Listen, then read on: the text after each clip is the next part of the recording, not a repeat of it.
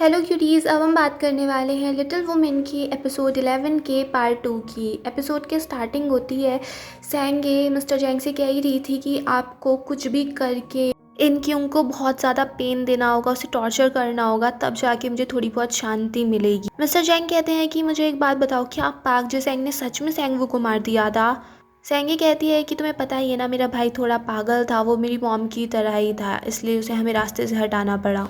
और फिर सैंगे मिस्टर जैंग का ब्लू ऑर्किड उसी पेड़ पे लगा देती है कि यहाँ पे ये सुरक्षित रहेगा और अब से आपकी जगह यहाँ पर है, जिसको देख के मिस्टर जैंग उसका एक फ़ोटो भी लेते हैं अपने ब्लू ऑर्किड का। फिर दिखाते हैं इन क्योंग मारी से मिलती है और वो उससे कहती है कि तुमने तो बड़े आसानी से इतना बड़ा झूठ बोल दिया, मैं तो तुम्हें अभी तक रिपोर्टर ही समझती थी। मारी कहती है तुम्हें कोई माफ़ी वगैरह नहीं मिलेगी, कुछ नहीं मिलेगा। इन क्यों कहती है कि तुम्हें मुझसे इतनी नफरत क्यों है, जब मैं एक ट्रेनी थी मैं हमेशा तुम्हें देखती थी क्योंकि तुम कोई भी रिपोर्ट इतनी इजीली बोल सकती थी। मेरी कहती है मुझे तुमसे इसलिए नफरत थी क्योंकि ऑफिस में तुम इतनी होपफुली आती थी, तुम दूसरों के पेन को देख के तुम्हें दुख होता था, तुम्हें चाहे पूरे दिन कितना काम करना पड़े तुम कभी कंप्लेन नहीं करती थी। और ये सारी क्वालिटी मुझे अच्छी नहीं लगती थी, ये मेरी पर्सनैलिटी को अच्छा नहीं बनाती थी, लोग मुझे मीन समझते थे।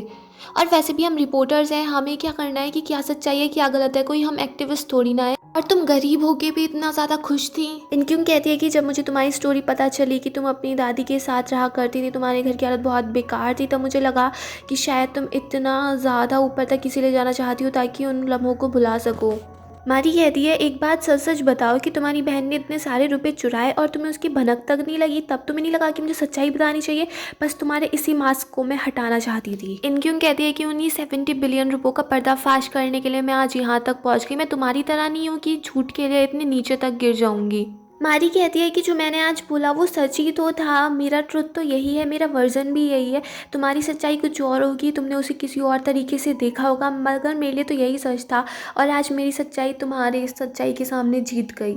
और फिर मारी वहाँ से चली जाती है और कुछ गुंडे आके इनक्यों को किडनैप कर लेते हैं। फिर दिखाते हैं जोंगो इनक्यों को ढूंढ रहा था, उसका फ़ोन भी नहीं लग रहा था और जेल में सैंगे इंजो से मिलने आई थी और वो उसे इनक्यों की चीज़ें दिखा रही होती है। इंजू कहती है तुमने क्या किया मेरी बहन के साथ। सैंगे कहती है कि वैसे तो तुम्हारी बहन ने ठीक ही प्रेडिक्ट किया कि जोंगनेन सोसाइटी मेरे हाथों में है, अब क्या क्या होने वाला है, बट वो शायद ये प्रेडिक्ट नहीं कर पाई कि उसकी मौत भी मेरे ही हाथों लिखी है। इंजो उस पे चिल्लाने लगती है अगर मेरी बहन के एक बाल को भी टच किया ना तो मैं तुम्हें छोड़ूंगी नहीं, चाहे इसके लिए मुझे मरना ही क्यों ना पड़े। सैंगे कहती है कि मेरा पति मर गया, मेरा भाई मर गया, मेरी बच्ची घर छोड़ के चली गई, तो तुम्हारी बहन क्यों ना मरे। मैंने सुना है तुम्हारे पेरेंट्स इस टाइम फिलीपींस में है। चलो अच्छा ही है, उनका काम तो वहीं पे हो जाएगा। और फिर बची इनहाई का क्या करा जाए। मुझे बुरा तो लगेगा बट मुझे अपनी फ्रस्ट्रेशन भी तो ख़त्म करनी है ना। जिसे सुन के इंजो एकदम से पागल सी हो जाती है कि ये क्या क्या बातें कर रही है, वो चेयर से मारने लगती है, बट वो जेल के अंदर थी और बहुत चीखने चिल्लाने लगती है। उसको देख के सैंगे कहती है कि फिर तुम उन 70 बिलियन के पीछे ही क्यों गई, उनके लिए सिर्फ तुमने खुशी सोची, ये नहीं सोचा कि उनके लिए तुम्हें कितना दुख दर्द झेलना पड़ेगा। इंजू कहती है प्लीज़ मेरी बहनों को छोड़ दो, चाहे मेरी जान ले लो मगर मेरी बहनों को छोड़ दो। सैंगे कहती है कि तुम्हारी जान ऐसे कैसे ले लूँ, तुम्हें अपने 70 बिलियन भी तो चुकाने हैं ना, तुम्हें उतना पेन फील करना है जितना 70 बिलियन के लिए होना चाहिए। तुम जेल में रहोगी और बार बार तुम्हें खबर मिलेगी कि आज तुम्हारा ये मर गया, आज तुम्हारा वो मर गया, और उसके लिए तुम कुछ नहीं कर पाओगी, तुम ऐसे ही ज़िंदगी अपनी जेल में बिताओगी और तुम्हें पूरे 20 सालों तक मैं मरने भी नहीं दूंगी। और फिर हंसती मुस्कुराती सैंगे वहाँ से चली जाती है और इंजो बेचारी दुख से पागल हुई रहती है और अपनी सेल में भी जाकर वो इतना ज़्यादा भयंकर रो रही थी। फिर दिखाते हैं जोंगो ने इनक्योंग के लिए पुलिस रिपोर्ट की थी और फिर दिखाते हैं इनक्योंग को मिस्टर जैंग ने बांध के डाला होता है और वो उसको बता रहा था कि मैंने पता है CIA से भी ट्रेनिंग ली है, मुझे सिखाया गया है कि ह्यूमन कितना ज़्यादा फ्रेजाइल होता है। वो लोग बिलीव करते थे कि इंसान में एक सोल होती है और उसको पूरी तरीके से कैसे डिस्ट्रॉय किया जाए, बट मुझे टॉर्चर इतना पसंद नहीं है क्योंकि फिर उससे मैं भी थोड़ा हर्ट हो जाता हूँ और चीज़ों को तो मैं टॉलरेट कर लेता हूँ, मगर जनरल के खिलाफ अगर कोई कुछ बोले तो मुझसे टॉलरेट नहीं होता है। मैंने जनरल के बारे में तुम्हें कितनी ज़्यादा अच्छी जानकारी दी कि तुम उसका कुछ यूज़ करोगी, डॉक्यूमेंट्री बनाओगी, मगर तुमने क्या किया, तुम तो एक जासूस निकली, तुमने मुझे धोखा दिया। और उसको टॉर्चर करने वाला होता है। फिर दिखाते हैं कोर्ट में डोयल गवाही के लिए आता है। डोयल से पूछा जाता है कि उसे हुआयंग के गबन के बारे में कब पता चला। डोयल कहता है कि उसकी सुसाइड के बाद पता चला था और फिर इंजू की हेल्प से हमने सब कुछ डिस्कवर करना शुरू किया। तो डोयल से पूछा जाता है कि तुम्हें ये कब पता चला कि वो पैसे इंजू के पास हैं। डोयल कहता है कि इंजू ही मेरे पास आई थी, उसने कहा था कि वो पैसे सिंगापुर में है और उन्हें निकालने में मेरी हेल्प करो।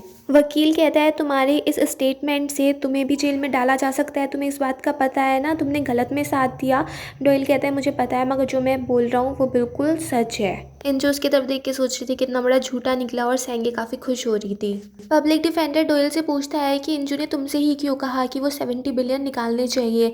डोयल कहता है क्योंकि वो डर गई थी जब उसे पता चला कि हुआयंग ने उसके नाम के अकाउंट में इतने पैसे जमा कर रखे हैं, तो उसे बहुत ज़्यादा डर लग गया था और इसीलिए उसने कहा कि जल्द से जल्द वो पैसे निकालने चाहिए। फिर वो वकील कहता है कि वो रुपए फिर तुमने एक दूसरी एंटरप्राइज में ट्रांसफ़र कर दिए। डोयल कहता है कि हाँ, वो भी इंजू के नाम पर ही था। और फिर वहाँ से पैसे एचएस होल्डिंग में ट्रांसफ़र कर दिए गए, जो पनामा में एक कंपनी है और वो डायरेक्टर सेंगे की कंपनी है। और फिर बहुत सारे प्रूफ दिखा देता है, ये सारे रिकॉर्ड्स हैं और ये मेरी बात को टेस्टिफाई करते हैं। और फिर वहाँ पे सारे डॉक्यूमेंट्स दिखाए जाते हैं। फिर वकील पूछता है कि आप ये कहना चाहते हैं कि इंजू को इसके बारे में कुछ नहीं पता था। डोयल कहता है कि हम इतने इंपॉर्टेंट टास्क अपने किसी लो लेवल एम्प्लॉय इंजू जैसों के साथ शेयर नहीं करते हैं। हुआयंग ने इसको इसलिए शामिल किया था क्योंकि इसको फाइनेंशियली कुछ ज़्यादा खास पता नहीं था, तो इसलिए इसके नेम का यूज़ कर लिया था। और जब हुआयंग की डेथ हुई, डायरेक्टर शिन की डेथ हुई, तो इसने 2 बिलियन भी वापस कर दिए, जिसके लिए इसने अपनी जॉब तक दाव पे लगा दी थी और इंसिस्ट किया कि जल्द से जल्द वो 70 बिलियन अकाउंट से निकाल लिए जाएं। फिर वकील पूछता है कि तुम्हें पता है तुमने इतना कुछ बोला है, जो तुमने टेस्टिमोनी दी है, इसके लिए इसके बिहाफ पे तुम्हें भी जेल में डाला जा सकता है, तुम पर केस चलाया जाएगा। डोयल कहता है कि मुझे सब पता है और जो मैंने बोला है वो सब बिल्कुल सच है। इंजू भी डोयल को देखती रह जाती है कि इसने क्या बात कर दी और सेंगे भी बहुत ज़्यादा शॉक में होती है।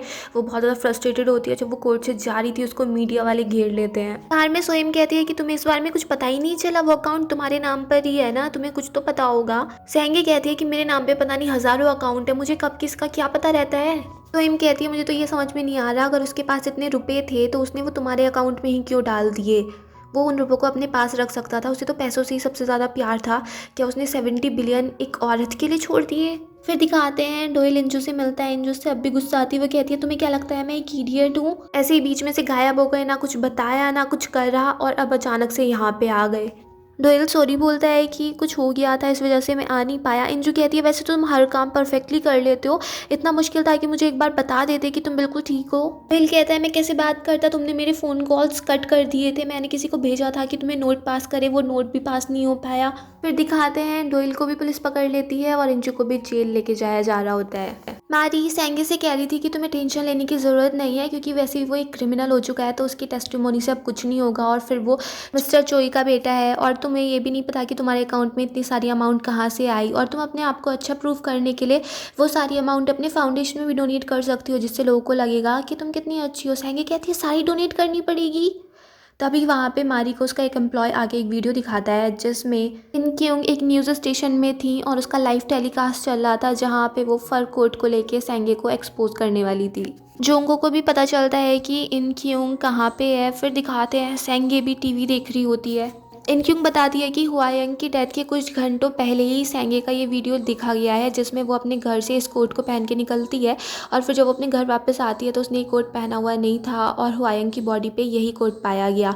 और ये कोट बहुत ही ज़्यादा महंगा मिलता है, कोरिया में इस टाइप के सिर्फ 8 ही कोट हैं और ये कोट मिस सेंगे का है। और इनकी ये भी बताती है कि कुछ टाइम पहले इसी टाइप से एक डेथ और हुई थी, वो भी एक बुक कीपर ही थी और वो भी सेंगे की कंपनी में ही काम किया करती थी। और साथ में सेंगे का मॉडल भी दिखा देती है कि सेंगे ने मॉडल बनाया हुआ था अपने ग्रेजुएशन में और इसमें भी एक डॉल फर कोट और रेड हील्स में है। रिपोर्टर कहता है कि ये तीनों सेम से तो लग रहे हैं पर डिफरेंट कंडीशन में है, क्या इनमें और कोई भी सिमिलैरिटी है इससे कि हम प्रूव कर सकते हैं कि ये सब कुछ सेंगे ने किया है। क्यों कहती है एक सिमिलैरिटी और है, इन सब के पास एक ब्लू ऑर्किड पाया गया जो बहुत ही ज़्यादा रेयर स्पीसीज है। रिपोर्टर कहता है इस ब्लू ऑर्किड की मिस्ट्री को जानने के लिए हमने एक एक्सपर्ट को बुलाया है और तभी वहाँ पे मिस्टर जैंग आके बैठ जाते हैं। मिस्टर जैंग कहते हैं कि ये इतना रेयर है कि इसके ऑफिशियल रिकॉर्ड ये है कि ये सिर्फ पूरी दुनिया में 2 ही बचे हैं, एक मैंने यूएस में दे दिया था और एक मेरे स्कूल में था। रिपोर्टर कहता है अगर ये इतने रेयर हैं तो फिर इन डेथ सीन में ये कैसे मिले।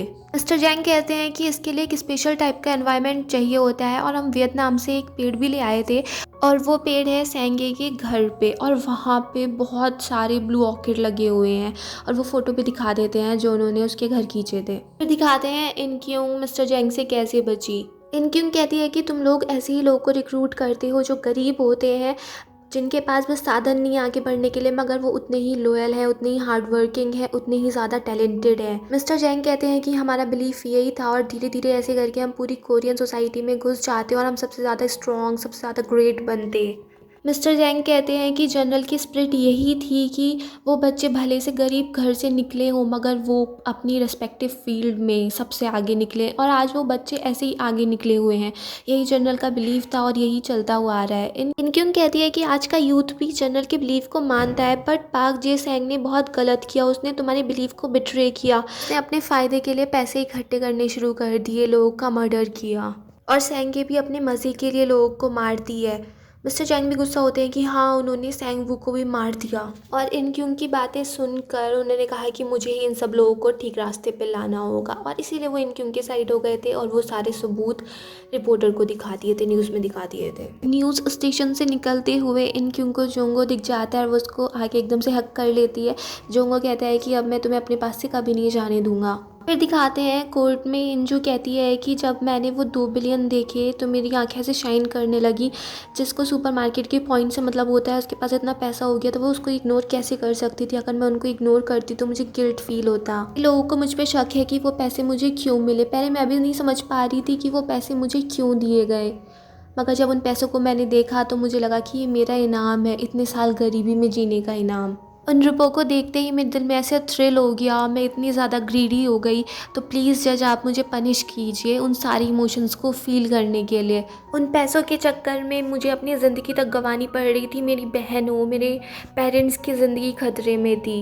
अब मुझे समझ में आया कि मेरी गरीबी को वो 70 बिलियन ख़त्म नहीं कर सकते थे। मेरी लाइफ की वैल्यू उन 70 बिलियन से बहुत ज़्यादा है। तो प्लीज़ आप मुझे पनिश कीजिए और उन लोगों को भी पनिश कीजिए जिन लोगों ने ये पैसा बनाया और जिन्होंने हुआयंग की हत्या कर दी। और तभी गेट खुलता है, एक लेडी अंदर आती है और वो थी हुआयंग। और यहीं पे ये एपिसोड फिनिश हो जाता है। अगर आपको ये पसंद आया हो तो प्लीज़ मेरे चैनल को सब्सक्राइब करें, लाइक करें, शेयर करें, कमेंट करें and bye bye till next video.